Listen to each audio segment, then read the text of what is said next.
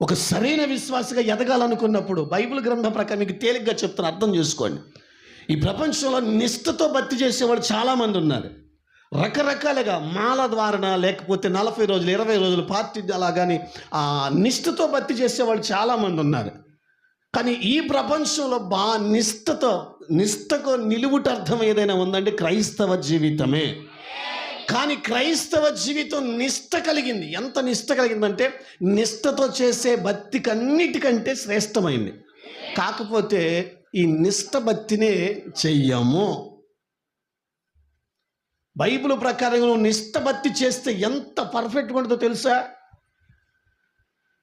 ప్రపంచంలో ఎవరు చాలు నీ నిష్ఠతో చేసే భక్తితో మించినోళ్ళు. అంత నిష్ఠగా చేయించగలిగిన దమ్ము దేవుని వాక్యానికి ఉంది.